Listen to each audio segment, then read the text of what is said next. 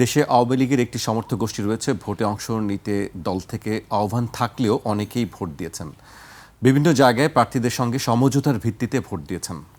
যাদের ভোট দিয়েছেন তাদের পক্ষ থেকে কিছুটা সহানুভূতি প্রত্যাশা করাটা অস্বাভাবিক নয়। তিনি আমি বললাম আগে যে সমঝোতার কথা তিনি বলছেন যে প্রার্থীদের সঙ্গে তাদের বিএনপি এবং জামাতের প্রার্থীরা বিভিন্নভাবে এই ভোটারদেরকে, আওয়ামী ভোটারদেরকে অ্যালুর করার চেষ্টা করেছে, যার ফলে সব কিন্তু একদিকে ভোট দেয় নাই। আওয়ামী লীগেররা সব বিএনপিকেও দেয় নাই, সব জামাতকেও দেয় নাই।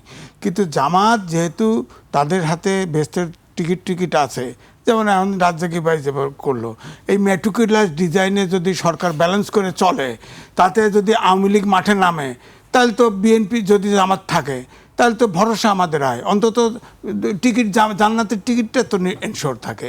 জামাত যদি বিলীন হয়ে যায়, আওয়ামী লীগ আসলে আওয়ামী লীগকে ডিল করতে পারে প্রপারলি, আওয়ামী লীগ জামাতকে ডিল করতে পারে আওয়ামী লীগ। আওয়ামী লীগ যদি মাঠে চলে আসে তাহলে তো জামাত দুর্বল হয়ে যাবে, আবার জামাত বিএনপির লুঙ্গির তলে যাবে, যা স্বাধীনতা বিরোধী শক্তি হয়ে যাবে। তো তখন যাইতে পারে, তো জামাত তো একা চলতে পারবে না, তাহলে তো আমার তো ক্ষতিগ্রস্ত হয়ে গেল, আমি তো জান্নাতের টিকিট থেকে বঞ্চিত হব। জামাত রাজনীতিতে থাকলে আমি আল্লাহ, খোদা, বেহেশতের টিকিট সব কিছু আমি পাইতে পারি, পাওয়ার সম্ভাবনা থাকে। এটা কি সম্ভব আজিজ ভাই?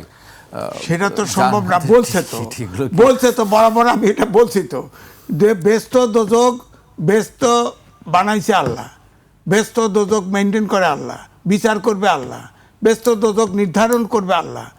জামাতের কথাও টিকিট, সে জান্নাতের টিকিট দেয় কেন? এইসব উগ্রতার কারণে কিন্তু ফাইনালি জামাত হেরে গেছে। আমি দেখেন তাদের যে তাফালিং শেষে টাকা পয়সা দেওয়া, জান্নাতের টিকিট র্যাম্পেন্ট করা, সূর্য মাথার কাছে তাক দেখলে থেমে যায়, এরকম সব বক্তৃতা দেওয়াতে মানুষ ভাবছে এই জামাতকে ভোট দিয়ে যদি যায় তাহলে আবার আফগানিস্তানে যা ভ্রমণ করে আসছে 11 দলের একজন, আবার আফগানিস্তানের 2 জন এসে ভিজিট করে গেছে বাংলাদেশে, একজন অফিসিয়ালি আর একজন আনঅফিসিয়ালি ভিজিট করে গেছে। তখন কিন্তু মানুষের ভিতরে একটা আতঙ্ক তৈরি হয়ে গেছে, যে কারণ আফগানিস্তানের সম্প্রতি আইনও হয়েছে। সামনের রাজনীতির মেরুকরণটা কিভাবে দেখছেন? রাজ্যকে একটু বিষয়টা হচ্ছে, আমি যেটা বলছিলাম যে হ্যাঁ, বিএনপি আসলে যেটা সরলভাবে চিন্তা করতেছেন, আওয়ামী লীগ যদি মাঠে আসে এত সরল রাজনীতি থাকবে না, রাজনীতি অবশ্যই কমপ্লেক্স হবে। কারণ ধরেন আওয়ামী লীগ সক্রিয় হলো, কথার কথায় তাকে অ্যালাউ করলেন, সক্রিয় হলো, এখন ধরেন অফিস কিছু খুলছে, বেলও জামিন পাইছে, হয়তো এই জামিনের যেগুলো পাইছে এগুলোর ক্ষেত্রে আমার ডিফেন্স আছে, আমি যদিও লয়ার না, কারণ মেরিট নাই, কারণ যারে ভরে তারে নিয়ে অন্তর্বর্তীকালীন সরকার জেলে ঢুকাই দিয়েছে, জেলে ঢুকাইছে, আর কোনো হিয়ারিং নাই, কোনো বেলও নাই, কিছু নাই, পড়ে থাক। জেলখানা তো ভর্তি, জায়গা নাই। আপনি বলেন তো, মোস্তাকের সময় জেলখানা ভর্তি ছিল, আর এবারে ভর্তি। অন্তর্বর্তীকালীন সরকার কয়েকজন লুটতরাজ করছে আর মানুষ ধরে ধরে জেলখানায় ঢুকাইছে।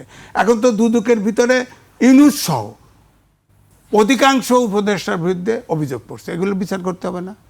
এগুলো ফৌজদারি অপরাধ না? টাকা লুট করছে, টাকা পাচার করছে। এই অভিযোগের কি হবে আসলে ভবিষ্যৎ? এটা বিচার হতে হবে। বিচার যদি না করে বিএনপি, আমরা বিরোধিতা করব, কারণ আইনের শাসন তো বলা হয়েছে, আইনের শাসন। আমার কথা হলো কোর্ট নিরপেক্ষভাবে ফাংশন করছে কিনা।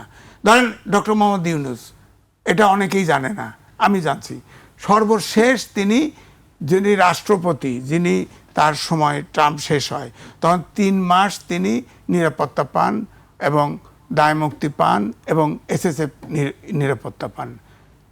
ডক্টর মোহাম্মদ ইউনূস তল দিয়ে করে ফেলাইছে, 1 বছরের জন্য তার নিরাপত্তা নিয়েছে SSF, তার বিরুদ্ধে অভিযোগ পড়ছে। বিচার করবেন না আপনি?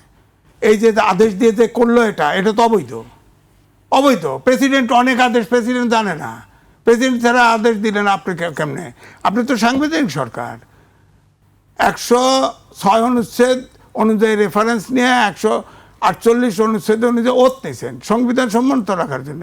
সংবিধানের বাইরে যাওয়ার আপনার এই সরকারের, অন্তর্বর্তীকালীন সরকারের কোনো ম্যান্ডেটই ছিল না, কোনো স্কোপই ছিল না, অথচ আদেশ ফাদেশ বহুত কিছু দিছে, রাষ্ট্রপতি জানে না। হ্যাঁ, হয়তো বলে যে এইটা গোপন কথা ফাঁস করলো কেন প্রেসিডেন্ট? আরে ভাই, আমি তো বুকিত, জনগণ হয়েছে, প্রেসিডেন্টের ঘরের ভিতরে গিয়ে তার পিআর সেকশন তিনজনকে উড্র করে নিয়ে গেছে। 18 বছরে একদিনের জন্যে আপনার ডক্টর মোহাম্মদ ইউনূস প্রেসিডেন্টের সাথে দেখা করে নেই। এটা সাংবিধানিক বাধ্যবাধকতা। ও চুক্তি করছে, গোপন চুক্তি, সেটা ইনফর্ম করবে না প্রেসিডেন্টকে, প্রেসিডেন্টের সাথে দেখা করবে না, করে নাই তো। সুতরাং এগুলোর তো বিচার হতে হবে। এগুলোর বিচার না হলেও একই প্রশ্ন উঠবে। আপনি ধরেন বিএনপি সরকার আওয়ামী লীগের সাথে খাতির করলো, আওয়ামী লীগকে স্পেস দিলে ধরেন একটা রাজনৈতিক শক্তির ডিফেন্সিভে পড়লো, কথার কথায় আপনাকে তো একসময় ডিফেন্সিভে ফেলে দিবে। যতই বলেন না কেন, আওয়ামী লীগের যারা পালায়া গেছে এখনো সমর্থক যদি ভোট দেন, আমাদের বাংলাদেশের মাটি হচ্ছে যাকে নির্যাতন করা হয়, নির্যাতিত, সে যৌক্তিক হোক আর অযৌক্তিক হোক, তার পক্ষে সিম্পেথি তৈরি হয়। ধরেন প্রধান বিচারপতি খায়রুল হক, আমি তো তার যে জাজমেন্ট ওই যে তত্ত্বাবধায়ক সরকার বাতিল করছে, সে শর্ট জাজমেন্টে একটা দিছে, পূর্ণাঙ্গ জাজমেন্টের কত মাস পরে আর একটা দিছে। সে তো ক্রাইসিস তৈরি করছে, তার তো জেলখানে থাকাই উচিত, বিচার হওয়া উচিত। সে তো দেশটারে আউলায় দিছে সে।